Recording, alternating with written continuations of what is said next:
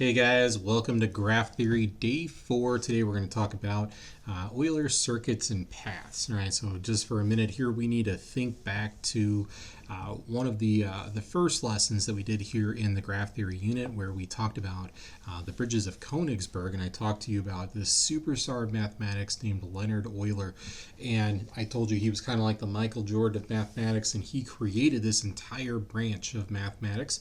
And what he discovered when he did that problem with the bridges of Königsberg was he essentially discovered a proof on how to prove whether or not that path or that circuit that they were asking him to find was even possible.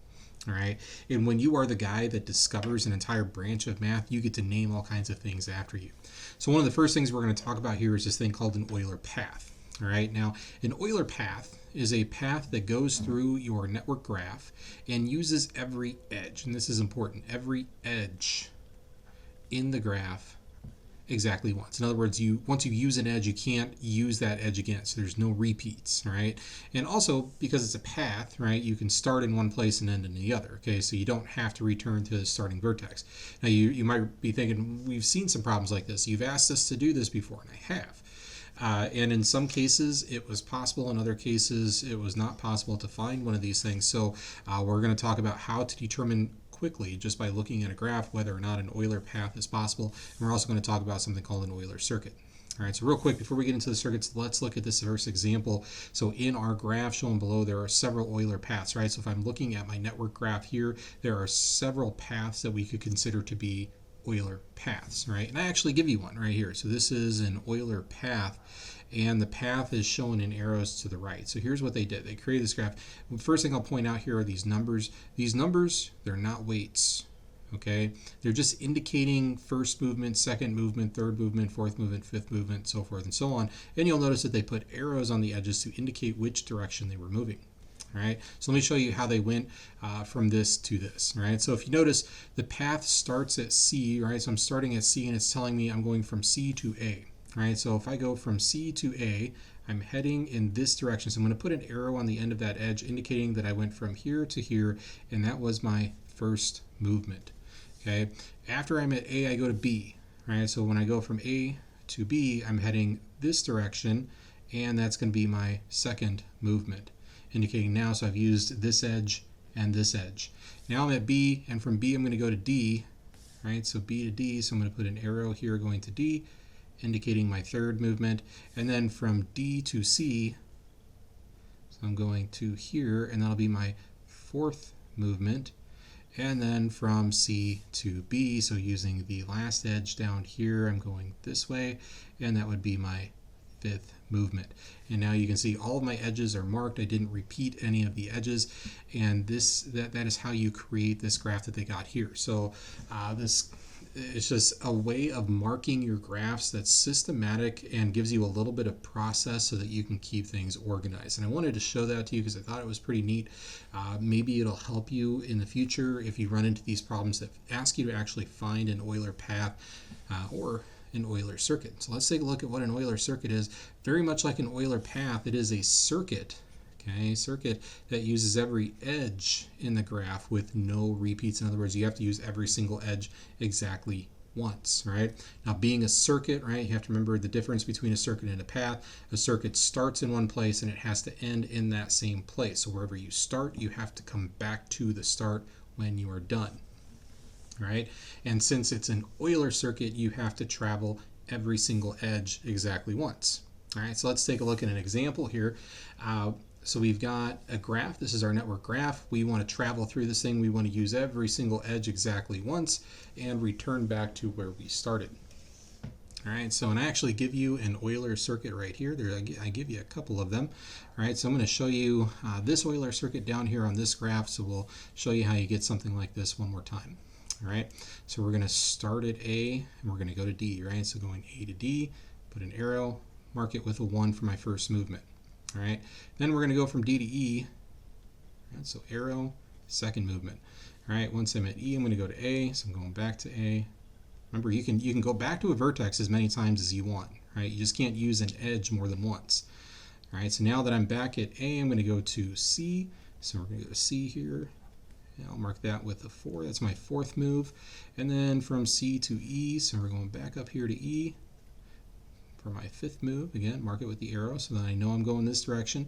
And then from E to F, right, so there's down to F, sixth move, F to C for the seventh move, C to B for the eighth move, and then from B back to A for my ninth move. So now every single edge, you can see every single edge has been used in this graph. I started at A, and then in my ninth move I came back home to A, completing the circuit and using every edge exactly once. Okay, so that creates my Euler circuit. The second Euler circuit is pictured in the example graph that I give you here, so you can track that circuit through the graph. Okay, now how do we know if there is an Euler circuit or path to begin with, right? So before I start doing all this work trying to find one of these Euler paths or Euler circuits, I want to know that one exists, right? And that's a reasonable request, and that was one of the things that Euler first did with that Bridges of Königsberg problem. He just wanted to know if it was possible or not. Right, so he came up with these theorems and he proved them all in one fell swoop. All right, so he either found or didn't find the path or the circuit in that classical problem and proved whether or not it could be done. And this was the theorem he came up with. It said a graph will contain an Euler path if it contains at most, this is important, at most 2 vertices of odd degree. Okay, so odd numbers like 1, 3, 5, 7. All right, now second theorem, a graph will contain an Euler circuit. Okay, so this is important, right? So remember, path, circuit, if all vertices have an even degree, right? So like 2, 4, 6, 8, right? So what we want to do when we come up on a graph, before we do anything, is I want to take a look at the degree of each of the vertices in the graph, right? So for instance, if I look at A, I have 1, 2, 3, 4 edges coming into vertex A. All right, so I'm just gonna mark it with a 4. I'm gonna put a 4 right here, indicating it has a degree of 4. I'm gonna do the same thing at B, 1, 2. Okay, so there we go. And we go to C, 1, 2, 3, 4. There we go. And then D, 1, 2, 3. Okay, and then over here at E we have 1. All right, so we want to know if it has an Euler circuit or path. Well, according to Euler's theorem here, and he proved this was true, all right, a graph is only going to contain an Euler circuit if all vertices have an even degree. Well, vertex D does not have an even degree, neither does vertex 1, so Euler circuit is not going to happen. There's no way we're going to find an Euler circuit in this graph. However, an Euler path is possible because it says it can contain at most 2 vertices of odd degree. So notice that I have exactly 2 vertices of odd degree, E and D. Okay, so with E and D being the only 2 odd vertices, that means an Euler path is possible in this graph, right? So this is what we're trying to find as a path. So something else that is useful to know is that if an Euler path is possible, it's going to start and end at the odd vertices, right? So if you start at 1, or if you start at E here, we're going to end at D. If we start at D, we're going to end at E. All right, so I'm going to start at E, and I'm going to go to C, right? So I'm going to mark it with an arrow, and I'm going to put a 1 on it. And I'm also going to get rid of these degrees. So I don't want to get these numbers confused with the other numbers I'm getting ready to write here. So I'm going to go back to that stuff I was talking about on the first page. So if I go from E to C, that's going to be my first move.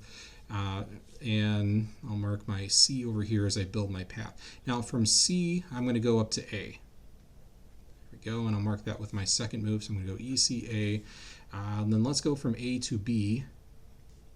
Okay, so 3, that's my third move. I'm going to continue building my path here now from B to D, right? Because I can't go back to A. I can't use this edge again, right? So I have to go to D now, right? So that's going to be my fourth move, right? And then from D, I'm going to go up to A, right? So I can only use one of these 2 edges here. So that's going to be my fifth move.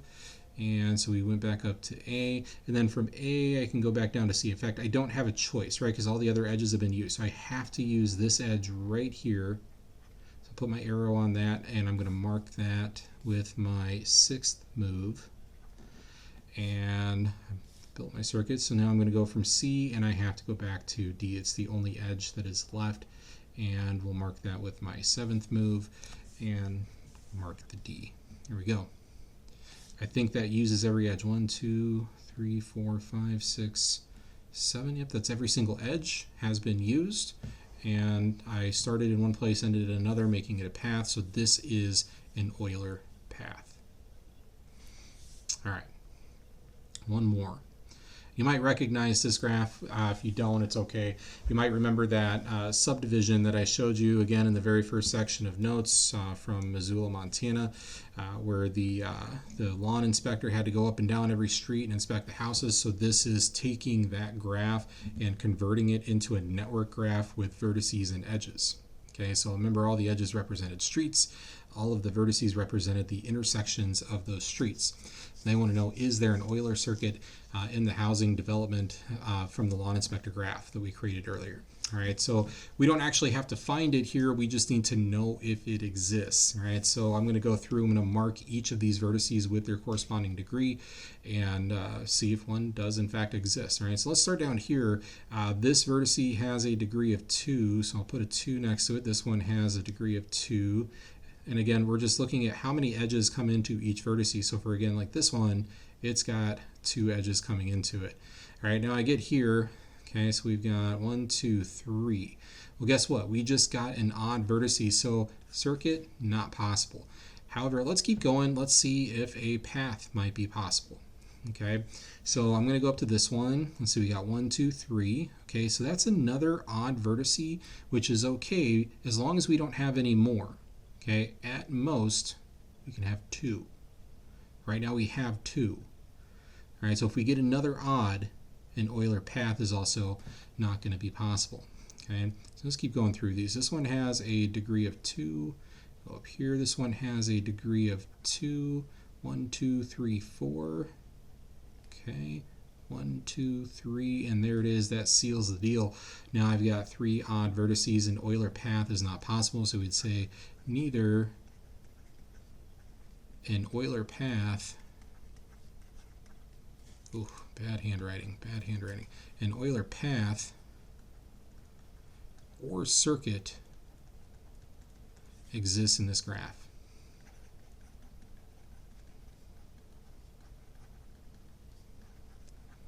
And guys, I'm going to ask you to explain why, because that's my job. All right, so an Euler path or a circuit does not exist because, right, I want to say because, the comma would go after because. I'm not an English teacher. Don't make fun of me. Because, right, we have more than 2 odd degree vertices. Okay. If we were just explaining an Euler circuit, we'd say, well, a vertex with an odd degree exists in the graph. As long as just one of them exists, that eliminates the circuit. If you have more than 2, that eliminates both of them. All right, so this is a good explanation. That's the kind of explanation I'm looking for. If I ever ask you why there's not an Euler circuit or how you know, talk about the vertices and their degrees. All right, guys, that concludes this video. Give the practice problems a try. Let me know if you have questions in the Zoom chat. Have a great day.